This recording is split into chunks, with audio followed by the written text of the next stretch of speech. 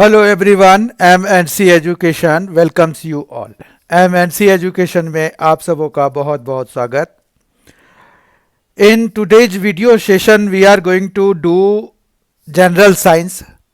आज के video session में हम सामान्य विज्ञान करने जा रहे हैं, जिसमें कि हम 20 बहुत ही महत्वपूर्ण प्रश्नों का संग्रह देखने जा रहे हैं। We are going to see 20 very important question, a collection of 20 very important questions, and today we are going to see the third set of science। सामान्य विज्ञान का आज तीसरा सेट हम देखने जा रहे हैं। इससे पहले दो सेट्स ऑलरेडी आ चुके हैं, तो ऐसे इन टोटल ये 7वां सेट है। लेकिन अभी जो नए सीरीज का जनरल साइंस हमने शुरू किया है, एमएनसी एजुकेशन के द्वारा जो शुरू किया गया है, तो उसका ये थर्ड सेट है। और आइए बिना किसी समय को गवाए let us begin the today's video session. आज के वीडियो सेशन की शुरुआत करते हैं हम। आज का पहला क्वेश्चन है, धनायन तब बनता है जब formation of cation occurs by. मतलब धनायन कब बनता है? ऑप्शंस हैं, इलेक्ट्रॉन के ग्रहण के कारण गेन ऑफ इलेक्ट्रॉन, इलेक्ट्रॉन के खो जाने के कारण लॉस ऑफ इलेक्ट्रॉन, प्रोटॉन के ग्रहण के कारण गेन ऑफ प्रोटॉन, प्रोटॉन के खो जाने के कारण लॉस ऑफ प्रोटॉन। अब देखिए, धनायन तब बनेगा जब इलेक्ट्रॉन की कमी हो जाएगी। ठीक है, मतलब इलेक्ट्रॉन के खो जाने के कारण loss of electron. B will be the correct option for this. किसी में भी अगर प्लस चार्ज आना है तो ऐसे तो एटम जो होते हैं वो न्यूट्रल होते हैं, पर जब उसमें से कोई इलेक्ट्रॉन अगर किसी दूसरे एटम में ट्रांसफर हो गया तो उसमें इलेक्ट्रॉन की कमी हो जाती है। इससे क्या हुआ कि उस पर प्लस चार्ज बढ़ जाता है। जबकि इसके उलट ऋणात्मक, मतलब अगर इलेक्ट्रॉन कोई एटम गेन कर लेता है तो उस पर ऋणात्मक बनता है, उसको एनायन कहते हैं। ठीक है, तो कैटायन और एनायन, धनायन और ऋणायन। तो हमारे पास जो है लॉस ऑफ इलेक्ट्रॉन के कारण फॉर्मेशन ऑफ कैटायन होता है, धनायन बनता है। ठीक है, तो इस तरह से क्वेश्चन नंबर 1 का करेक्ट आंसर है बी।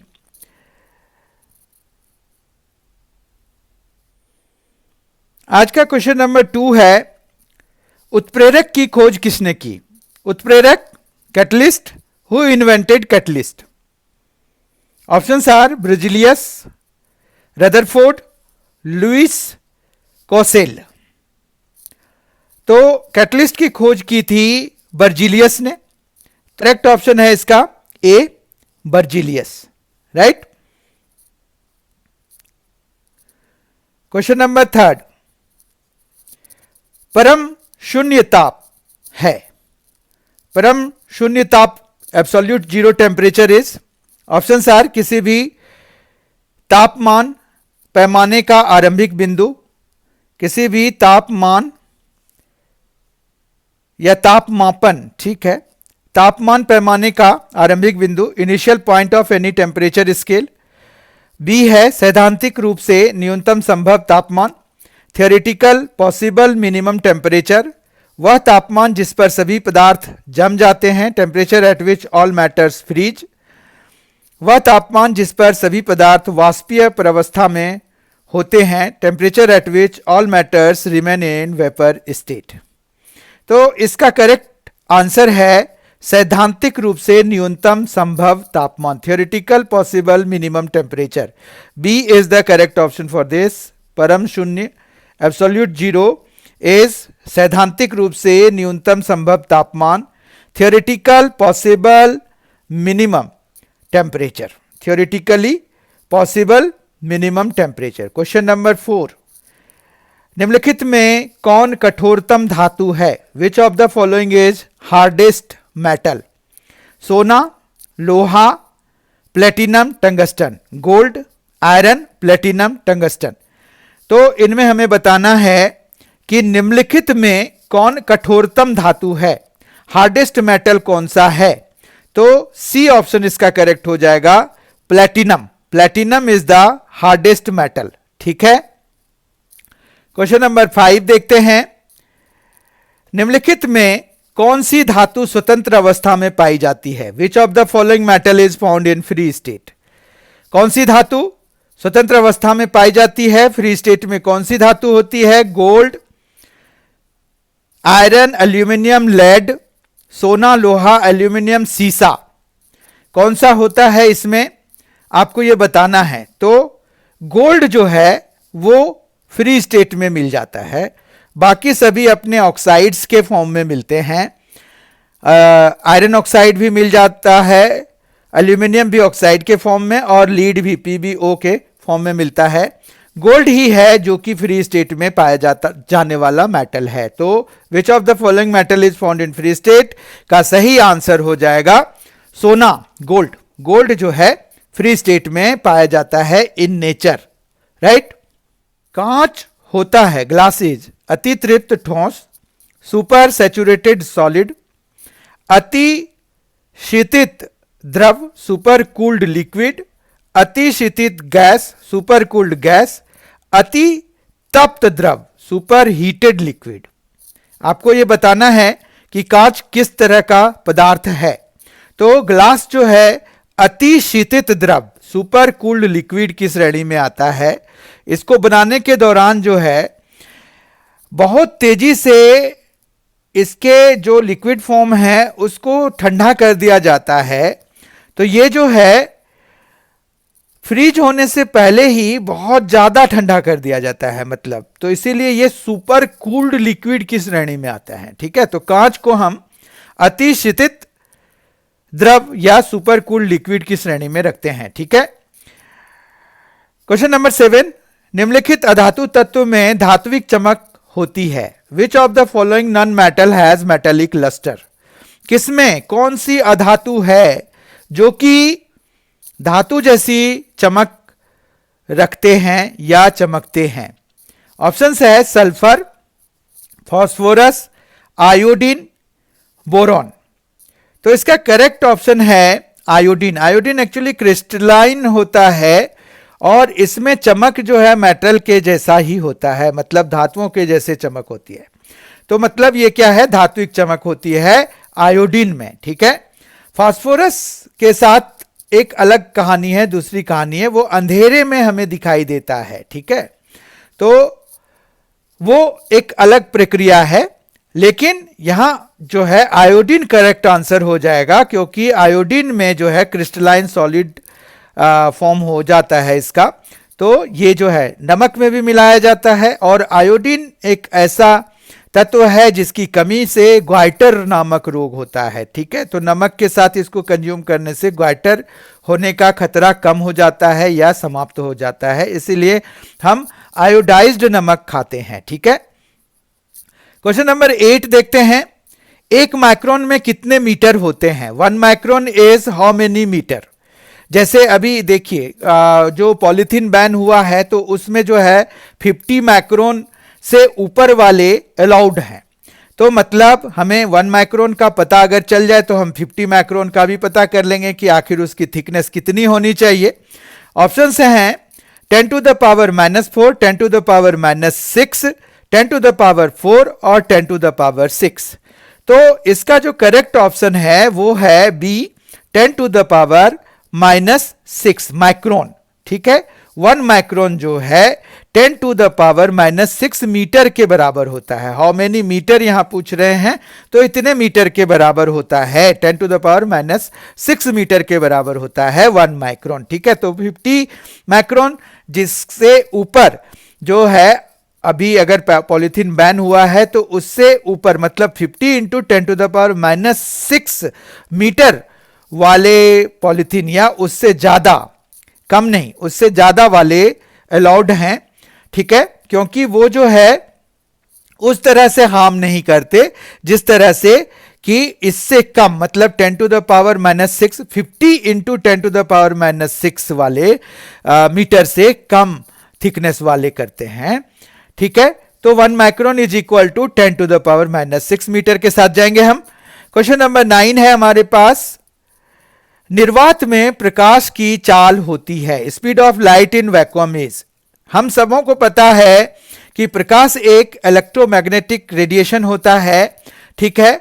तो उसमें जो है वेव होता है, तो वो जो है उसको कोई मटेरियल मीडियम की जरूरत नहीं होती है, और सबसे मैक्सिमम स्पीड इसकी जो है वो निर्वात में ही होती है, मतलब वैक्यूम में होती है, जहां पर कुछ भी नहीं है, हवा भी नहीं है, ठीक है।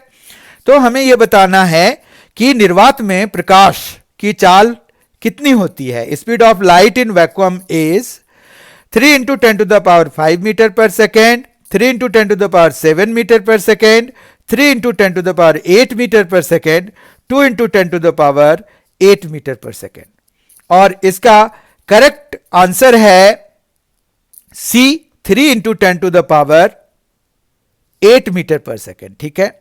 और इस स्पीड से सूर्य की किरण को पृथ्वी तक आने में लगभग 7.5 मिनट का समय लग जाता है। तो अब आप समझ सकते हैं कि सूर्य हमारे से कितना ज्यादा दूर है, ठीक है। और इसी के बेसिस पर हम प्रकाश वर्ष को भी डिफाइन करते हैं कि इसी स्पीड पे 3 into 10 to the power 8 metre पर सेकेंड के स्पीड पे 365 दिन में जितना डिस्टेंस कवर करेगा कोई भी, तो उतना डिस्टेंस जो है एक प्रकाश वर्ष के बराबर होता है, ठीक है। समझ में आ गई बात। क्वेश्चन नंबर 10 पर आते हैं। फ्लाइट्स रिकॉर्डर की तकनीक की दृष्टि से क्या कहते हैं। फ्लाइट रिकॉर्डर को तकनीकी दृष्टि से क्या कहते हैं। What is a flight recorder called technically. तुंगता मापी altimeter, dark box, blind box, black box. तो हम जो है इसमें किसके साथ जाना चाहिए, हमें ब्लैक बॉक्स के साथ जाना चाहिए, क्योंकि जो रिकॉर्ड वाला फ्लाइट रिकॉर्डर जो होता है वो ब्लैक बॉक्स कहलाता है। हालांकि उसका कलर जो है सफेद होता है, व्हाइट होता है, ठीक है, लेकिन इसको कहा जाता है ब्लैक बॉक्स क्योंकि ये सारी चीजें रिकॉर्ड करता है and it is technically known as black box, ठीक है। बात समझ में आ गई। क्वेश्चन नंबर 11, एक्सरे का आविष्कार किसने किया था। Who invented X ray. ऑप्शंस हैं हॉकिंस, रोएंटजन, मार्कोनी, मोर्स। और हम सबों को पता है कि एक्सरे का आविष्कारक रोएंटजन थे, तो बी ऑप्शन इसका करेक्ट है। एक्सरे का आविष्कार किसने किया था। Who invented X ray. Roentgen. Roentgen ने एक्सरे का आविष्कार किया था, ठीक है। तो हमारा ऑप्शन बी करेक्ट हो जाएगा इसमें। क्वेश्चन नंबर 12, त्रिविमीय चित्र किसके द्वारा लिया जाता है। By what 3 dimensional images are taken. Holography, photography, photochromatic, radiography. तो हमें यह बताना है कि त्रिविमी मतलब 3 डायमेंशनल जो इमेजेस होते हैं, 3 डायमेंशनल इमेजेस किस टेक्निक के द्वारा लिया जाता है, तो वो है होलोग्राफी, ठीक है। और जो मिलता है उसको होलोग्राम कहते हैं। होलोग्राम को अगर लाइट पर अलग अलग एंगल से घुमाया जाता है लाइट के सामने, तो वो उसमें जो छुपे हुए इमेजेस होते हैं अलग अलग, वो हमें दिखने लग जाते हैं पूरा डिस्क्रीट फॉर्म में, मतलब अलग अलग दिखने लग जाते हैं, ठीक है। तो यही होलोग्राफी है और होलोग्राम बनाया जाता है जो कि 3 डायमेंशनल इमेजेस होते हैं, ठीक है। क्वेश्चन नंबर 13, निम्नलिखित में से कौन विद्युत चुंबकीय तरंग नहीं है। आपको नहीं है बताना है। Which of the following is not an electromagnetic wave. X ray, प्रकाश, लाइट, पराश्रव्य तरंगें, अल्ट्रासोनिक वेव्स, उष्मीय विकिरण, थर्मल रेडिएशन। आपको यह बताना है कि इनमें से कौन जो है इलेक्ट्रोमैग्नेटिक वेव नहीं है, ठीक है। तो ये जो अल्ट्रासोनिक वेव्स होते हैं, पराश्रव्य तरंगें होती हैं, ये जो है ये इलेक्ट्रोमैग्नेटिक नहीं होती हैं, ठीक है। क्वेश्चन नंबर 14, निम्नलिखित में से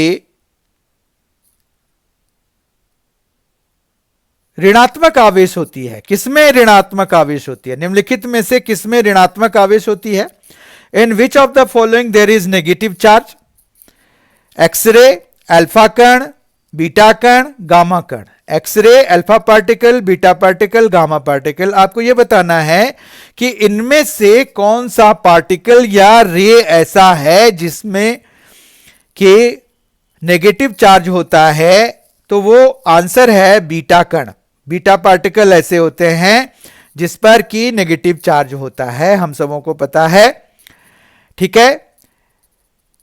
अल्फा कण पे पॉजिटिव चार्ज होता है, जबकि गामा पार्टिकल पे कोई चार्ज नहीं होता है, एक्सरे पे भी कोई चार्ज नहीं होता है, ठीक है। लेकिन बीटा पार्टिकल पे नेगेटिव चार्ज होता है। क्वेश्चन नंबर 15, जीव विज्ञान के जनक के नाम से जाने जाते हैं, known as the father of biology. Father of biology किसको कहा जाता है? आपको यह बताना है। ऑप्शन है अरस्तु, Darwin, Lamarck, पुरकिंजे। Aristotle, Darwin, Lamarck, पुरकिंजे। और आपका आंसर होना चाहिए अरस्तु। अरस्तु को बायोलॉजी का जनक कहा जाता है, फादर ऑफ बायोलॉजी कहा जाता है, ठीक है। क्वेश्चन नंबर 16, केल्प प्राप्त होता है। केल्प इज ऑब्टेन्ड फ्रॉम, समुद्री शैवालों से, फ्रॉम सी मॉस, लाइकेंस से, फ्रॉम लाइकेंस, शैवालों से फ्रॉम मॉस, जलीय शैवालों से from water moss.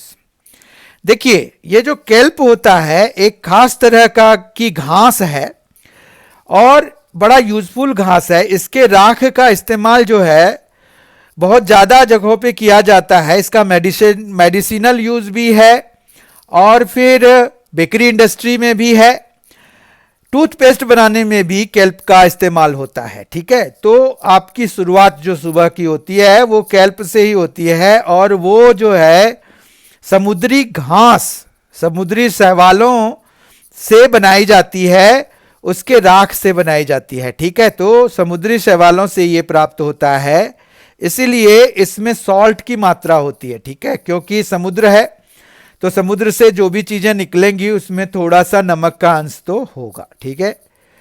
Question number 17 पर बढ़ते हैं। विषाणु में क्या होता है? What is in virus? Virus में क्या होता है हमें यह बताना है। प्रोटीन और lipid, protein and lipid, nucleic acid और protein, nucleic acid and protein, lipid और carbohydrate, lipid and carbohydrate, carbohydrate और nucleic acid, carbohydrate and nucleic acid. आपको यह बताना है कि विषाणु किन चीजों से बनता है, ठीक है। तो यहां पर जो है विषाणु मतलब वायरस, वायरस जो है न्यूक्लिक एसिड और प्रोटीन होते हैं उसमें, ठीक है। तो न्यूक्लिक एसिड मतलब जो आरएनए और डीएनए होते हैं उनमें से कोई एक होता है, दोनों नहीं होते, उसमें कोई एक होगा और एक जो उनकी कवरिंग होती है वो प्रोटीन से बनती है, ठीक है। तो हमारे पास जो विषाणु है, वायरस है, वो न्यूक्लिक एसिड प्लस प्रोटीन से बनती है। प्रोटीन एक कवरिंग हो गई और न्यूक्लिक एसिड आरएनए या डीएनए, उनमें से कोई एक होगा, दोनों नहीं होंगे। ये चीज आपको ध्यान रखना होगा। तो इस तरह से विषाणु क्या होता है का करेक्ट आंसर हो जाएगा न्यूक्लिक एसिड और protein. What is in virus? It's answer will B nucleic acid and protein, ठीक है। क्वेश्चन नंबर 18, बांस को किसमें वर्गीकृत किया जाता है? बैम्बू इज क्लासिफाइड इन विच, किसमें किया जाता है, मतलब किस कैटेगरी में रखा जाता है उसको? ट्री में रखा जाता है कि ग्रास में रखा जाता है कि बुश में रखा जाता है कि वीड में रखा जाता है? वृक्ष, घास, झाड़, अपतृण, किस में रखा जाता है? तो बांस को जो है घास की कैटेगरी में रखा जाता है, इसीलिए इसको काटना कोई अपराध नहीं है, ठीक है। इसको एक तरह से वार्षिक फसल के रूप में कैटेगराइज कर दिया गया है, जिससे कि इसको अपनी मर्जी के हिसाब से जो इसको उगा रहे हैं वो उसको काट भी सकते हैं बिना किसी परमिशन के। जबकि अगर इसको ट्री की कैटेगरी में रखा जाता है, किसी भी चीज को अगर ट्री की कैटेगरी में रखा जाता है, किसी भी जैसे बम्बू को ही रख दिया जाता, तो फिर उसके लिए प्रायर परमिशन की आवश्यकता होती। तो इसको ग्रास की कैटेगरी में रख दिया गया है और इसको कोई भी काट सकता है, जो भी मतलब जिसने भी लगाया है उसको अपनी सुविधा हिसाब उसको काट करके उसका व्यापारिक इस्तेमाल कर सकता है। ठीक है, तो क्वेश्चन नंबर 18, बांस को किसमें वर्गीकृत किया जाता है? Bamboo is classified in ways, तो it's correct answer will be B, घास, ग्रास। ठीक है, क्वेश्चन नंबर 19 है, पादप वृद्धि हार्मोन जिब्रेलिन किससे निकाला जाता है? From what the plant growth hormone gibberellin is obtained? किससे निकलता है ये? ऑप्शंस है कवक, फंजाई, जीवाणु, बैक्टीरिया, शैवाल, मॉस। उपर्युक्त में से कोई नहीं, नन ऑफ द एबव। किस में से निकाला जाता है? कवक से, जीवाणु से, शैवाल से। इनमें से हमें चूज करना है, अगर कोई नहीं है तो हमें डी ऑप्शन करेक्ट मानना है, उपर्युक्त में से कोई नहीं। तो इसका करेक्ट आंसर है कवक। कवक से जो है plant growth hormone gibberellin obtain किया जाता है। ठीक है, क्वेश्चन नंबर 20 और आज के सेशन का आखिरी क्वेश्चन है, निम्नलिखित में से कौन सा ईंधन न्यूनतम पर्यावरणीय प्रदूषण उत्पन्न करता है? Which of the following produces least pollution in the environment? Environment में सबसे कम पॉल्यूशन कौन पैदा करता है? ऑप्शंस हैं डीजल, केरोसिन, हाइड्रोजन, कोल। और इसमें हमें पता है कि डीजल से पॉल्यूशन होता है, केरोसिन से भी होता है, कोल से भी होता है, लेकिन हाइड्रोजन चूंकि ये स्वतः जलने वाला गैस है तो इसमें से कोई भी पॉल्यूशन नहीं होता है। तो हाइड्रोजन गैस जो होता है अगर उसको हम जला पाए तो उससे कोई पर्यावरणीय प्रदूषण या environmental pollution will not be there, कोई भी नहीं होगा, क्योंकि ये पूरी तरह से पूर्णतः कंप्लीट कंबशन हो जाएगा इसका, क्योंकि ये खुद ही जलता है in the presence of oxygen to produce water, H2O बना लेते हैं ये। ठीक है, मतलब जलने के बाद। तो इसका ये मतलब हुआ कि हाइड्रोजन जो है will not produce any pollution in the environment, ये जो है पर्यावरणीय प्रदूषण उत्पन्न नहीं करेगा या न्यूनतम पर्यावरणीय प्रदूषण उत्पन्न करेगा। ठीक है, इस तरह से आज हमने 20 बहुत ही शानदार साइंस विज्ञान के क्वेश्चन किए। आई होप आपको यह सेशन बहुत ही पसंद आया होगा। अगर आपको यह सेशन पसंद आया है तो please like it and share it with your friends और सब्सक्राइब कीजिए M&C एजुकेशन को, ताकि आपको इस तरह के सामान्य ज्ञान के, समान विज्ञान के, रीजनिंग के, मैथमेटिक्स के, क्वांटिटेटिव एप्टीट्यूड के क्वेश्चंस आपको मिलते रहें। साथ ही झारखंड सामान्य ज्ञान की भी सीरीज हमने शुरू कर दी है, उसमें अध्यायवार और जनरल जो मिले हुए क्वेश्चंस हैं, मिक्स्ड बैग भी उसके आ रहे हैं। तो इस तरह से आप जो है M&C एजुकेशन को सब्सक्राइब करके ये सारी चीजें, सारी मटेरियल्स वहां से मुफ्त में फ्री ऑफ कॉस्ट देख सकते हैं और समझ सकते हैं।